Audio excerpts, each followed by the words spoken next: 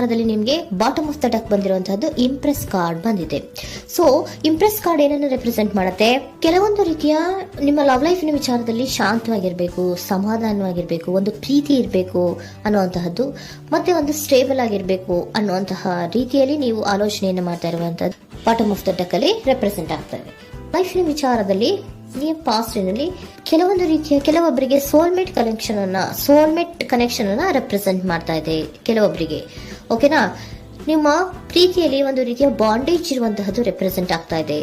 ಹಾರ್ಮೋನಿಗಳು ಇರುವಂತಹದ್ದು ರೆಪ್ರೆಸೆಂಟ್ ಆಗ್ತದೆ ಕೆಲವೊಬ್ಬರಿಗೆ. ಓಕೆನಾ? ಮತ್ತೆ ಕೆಲವೊಬ್ಬರಿಗೆ ನಿಮ್ಮ ಲವ್ ಲೈಫ್ ನ ವಿಚಾರದಲ್ಲಿ ಥರ್ಡ್ ಪಾರ್ಟಿ ಸಿಚುಯೇಷನ್ ಅನ್ನ ರೆಪ್ರೆಸೆಂಟ್ ಆಗ್ತಾ ಇದೆ. ಓಕೆನಾ? ಥರ್ಡ್ ಪಾರ್ಟಿ ಸಿಚುಯೇಷನ್ಸ್ ಅನ್ನ ರೆಪ್ರೆಸೆಂಟ್ ಮಾಡ್ತದೆ ನಿಯರ್ ಪಾಸ್ಟಿನಲ್ಲಿ ನಿಮಗೆ.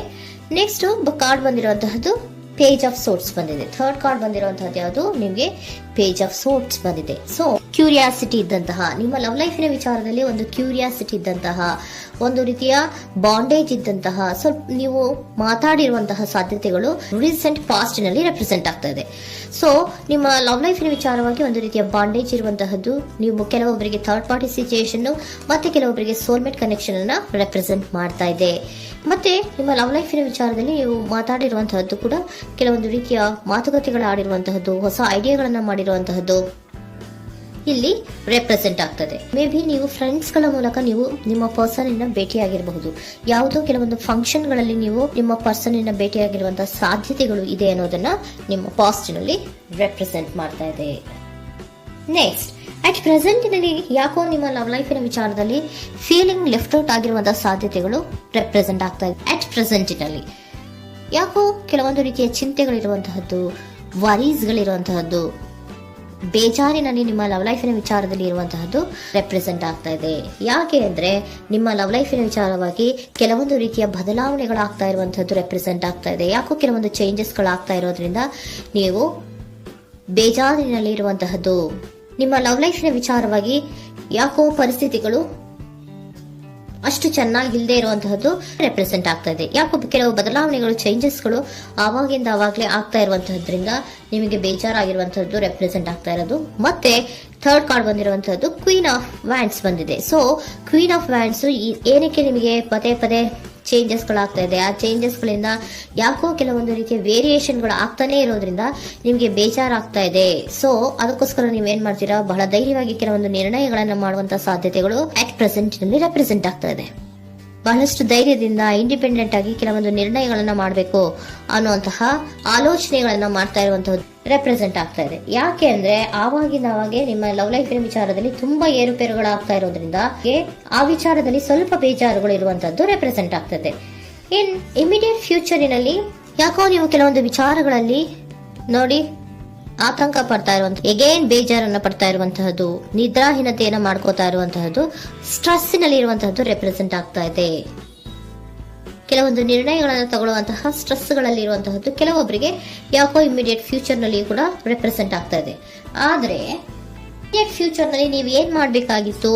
ಸೊ ಕ್ವಿಕ್ ಥಿಂಕಿಂಗ್ ಅನ್ನ ಮಾಡ್ಬೇಕಾಗಿತ್ತು. ಕೆಲವು ವಿಚಾರಗಳ ಬಗ್ಗೆ ನೀವು ಫೋಕಸ್ ಅನ್ನ ಮಾಡ್ಬೇಕಾಗಿತ್ತು. ಏನಾಗ್ತಾ ಇದೆ ನಮ್ಮ ಲವ್ ಲೈಫಿನ ವಿಚಾರದಲ್ಲಿ ಅನ್ನೋದನ್ನ ಫೋಕಸ್ ಅನ್ನ ಮಾಡಿದ್ರೆ ನಿಮ್ಮ ಲವ್ ಲೈಫಿನ ವಿಚಾರದಲ್ಲಿ ಕೆಲವೊಂದು ರೀತಿಯ ಫುಲ್ಫಿಲ್ಮೆಂಟ್ಗಳು, ಸಮಾಧಾನಗಳು, ಖುಷಿಗಳು ಇರುತ್ತೆ. ಯಾವಾಗ ನೀವು ಫೋಕಸ್ ಅನ್ನ ಮಾಡೋದಿಲ್ವೋ ಆಗ ನಿಮ್ಗೆ ಮತ್ತಷ್ಟು ಆತಂಕಗಳು, ಬೇಜಾರುಗಳು ಆಗುವಂತ ಸಾಧ್ಯತೆಗಳು ಇದೆ. ಇದು king of swords, nine of swords ಇನ್ನ ಕ್ಲಾರಿಫಿಕೇಶನ್ ಕಾರ್ಡ್ ಅಷ್ಟೇ. ಅಂದ್ರೆ ಏನು?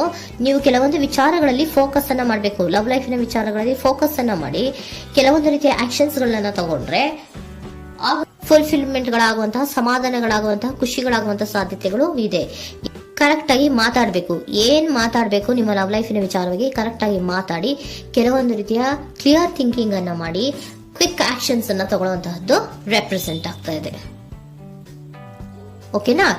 ಇದಿಷ್ಟು ನಿಮ್ಮ ಕಾರ್ಡ್ಸ್ ನ ರೀಡಿಂಗ್. ನೆಕ್ಸ್ಟ್, ಏಂಜಲ್ ಗೈಡೆನ್ಸ್ ನಿಮ್ಗೆ ಏನ್ ಹೇಳ್ತಾ ಇದ್ದಾರೆ ಅನ್ನೋದನ್ನ ನೋಡೋಣ. ನಿಮ್ಮ ಲವ್ ಲೈಫಿನ ವಿಚಾರವಾಗಿ ಏಂಜಲ್ ಗೈಡೆನ್ಸ್ ಏನ್ ಕೊಡ್ತಾ ಇದ್ದಾರೆ? ವೇಟ್ ಅಂತ ಹೇಳ್ತಾ ಇದ್ದಾರೆ. ಸ್ವಲ್ಪ ತಾಳ್ಮೆಯಿಂದ ಇರೋ.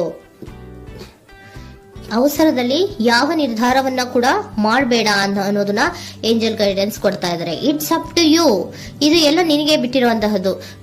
ಬೇಗ ಬೇಗ ಕೆಲವೊಂದು ನಿರ್ಧಾರಗಳನ್ನ ಕ್ವಿಕ್ ಥಿಂಕಿಂಗ್ ಅನ್ನ ಮಾಡಿದ್ರು ಕರೆಕ್ಟ್ ಆಗಿ ಕ್ಲಿಯರ್ ಥಿಂಕಿಂಗ್ ಅನ್ನ ಮಾಡಬೇಕು. ಸೊ ಕ್ಲಿಯರ್ ಥಿಂಕಿಂಗ್ ಅನ್ನ ಮಾಡೋದಕ್ಕೆ ಲವ್ ಲೈಫ್ ನ ವಿಚಾರವಾಗಿ ಸ್ವಲ್ಪ ಟೈಮು ಬೇಕಾಗುತ್ತೆ. ಅದಕ್ಕೋಸ್ಕರನೇ ಏಂಜಲ್ ಗೈಡೆನ್ಸ್ ನಿಮ್ಗೆ ಏನ್ ಕೊಡ್ತಾ ಇದಾರೆ, ಸ್ವಲ್ಪ ವೇಟ್ ಮಾಡಿ. ಇಟ್ಸ್ ಅಪ್ ಟು ಯು, ಇದು ನಿಮ್ಗೆ ಬಿಟ್ಟಿರುವಂತಹದ್ದು. ಪರ್ಫೆಕ್ಟ್ ಟೈಮಿಂಗ್, ಕೆಲವೊಂದು ವಿಚಾರಗಳಿಗೆ ಪರ್ಫೆಕ್ಟ್ ಟೈಮಿಂಗ್ ಅನ್ನೋದು ಅಥವಾ ಡಿವೈನ್ ಟೈಮಿಂಗ್ ಅನ್ನೋದು ಬರಬೇಕು. ಆಗ ಕೆಲವೊಂದು ನಿರ್ಣಯಗಳನ್ನ ಮಾಡಬಹುದು. ಸ್ವಲ್ಪ ನೀವು ಈಗ ಯಾವುದೇ ರೀತಿಯ ಅವಸರದ ನಿರ್ಧಾರಗಳನ್ನು ಮಾಡೋದು ಬೇಡ ಅಂತ ಹೇಳ್ತಾ ಇದ್ದಾರೆ. ಓಕೆ, ಸರೆಂಡರ್ ಕಾರ್ಡ್ ಏನ್ ಹೇಳ್ತಾ ಇದ್ದಾರೆ ಅನ್ನೋದನ್ನ ನೋಡೋಣ. So surrender, frustration doesn't open any doors. The key to resolving a dilemma, dissolving a block, is to take a breath, center yourself and regroup, so may approach the situation more calmly. Frustration, ಹತಾಶೆ ಅನ್ನೋದು ಮಾಡ್ಕೋಬೇಡಿ. ಹತಾಶೆ ಮಾಡ್ಕೊಳ್ಳೋದ್ರಿಂದ ನಿಮ್ಗೆ ಯಾವುದೇ ರೀತಿಯ ಹೊಸ ಐಡಿಯಾಗಳು ಬರಲ್ಲ, ಹೊಸ ಥಿಂಕಿಂಗ್ಗಳು ಬರಲ್ಲ, ಕ್ಲಿಯರ್ ಥಿಂಕಿಂಗ್ ಅನ್ನ ಮಾಡಕ್ಕೆ ಸಾಧ್ಯ ಆಗಲ್ಲ. ಸೊ ಅದಕ್ಕೆ ನೀವೇನ್ ಮಾಡ್ಬೇಕು, ಫ್ರಸ್ಟ್ರೇಷನ್ ಅನ್ನ ಬಿಟ್ಬಿಟ್ರೆ ನೀವು ಸಮಾಧಾನವಾಗಿ ಯೋಚನೆ ಮಾಡಿ ಕೆಲವೊಂದು ನಿರ್ಧಾರಗಳನ್ನ ಮಾಡಿ ಅನ್ನೋದನ್ನ ಸರೆಂಡರ್ ಕಾರ್ಡ್ ಕೂಡ ನಿಮ್ಗೆ ಹೇಳ್ತಾ ಇದ್ದಾರೆ. ಸೊ ನಿಮ್ಮ ಲವ್ ಲೈಫಿನ ವಿಚಾರದಲ್ಲಿ ಈಗ ಸ್ವಲ್ಪ ನಿಮಗೆ ಬೇಜಾರುಗಳಿರುವಂತಹದ್ದು, ಕೆಲವೊಂದು ಬದಲಾವಣೆಗಳು, ವೇರಿಯೇಷನ್ಗಳು ಆಗ್ತಾ ಇರುವಂತಹದ್ದು ರೆಪ್ರೆಸೆಂಟ್ ಆಗ್ತಾ ಇದೆ. ಸೊ ನಿಮ್ಮ ಲವ್ ಲೈಫಿನ ವಿಚಾರಕ್ಕೆ ಫ್ಯೂಚರಿನಲ್ಲಿ ಕೆಲವೊಂದು ಆಕ್ಷನ್ಸ್ ಅನ್ನ ತಗೋಬೇಕಾದ್ರೆ ಸ್ವಲ್ಪ ವೇಟ್ ಮಾಡಬೇಕು, ಕ್ಲಿಯರ್ ಆಗಿ ಥಿಂಕ್ ಮಾಡಬೇಕು, ಅದರಲ್ಲಿ ಆಕ್ಷನ್ಸ್ ಅನ್ನ ತಗೋಬೇಕು ಅನ್ನೋದನ್ನ ಹೇಳ್ತಾ ಇದ್ದಾರೆ. ಓಕೆನಾ? ಆಗ ಮಾತ್ರ ನಿಮ್ಗೆ ನಿಮ್ಮ ಎನರ್ಜಿಯಲ್ಲಿ ಏನ್ ಶಾಂತತೆ ಬರಬೇಕು ಅಂತ ಹೇಳ್ತೀರಲ್ಲ, ಆ ಶಾಂತತೆ ಏನ್ ಬರಬೇಕು, ಲವ್ ಲೈಫಿನ ವಿಚಾರವಾಗಿ ಶಾಂತತೆ ಯಾವಾಗ ಬರುತ್ತೆ ಅಂದ್ರೆ ನೀವು ಕ್ಲಿಯರ್ ಥಿಂಕಿಂಗ್ ಅನ್ನ ಮಾಡಿದಾಗ ಮಾತ್ರ ಬರುವಂತಹದ್ದು ಅನ್ನೋದು ಕಾರ್ಡ್ಸ್ ಗಳಲ್ಲಿ ರೆಪ್ರೆಸೆಂಟ್ ಆಗ್ತದೆ.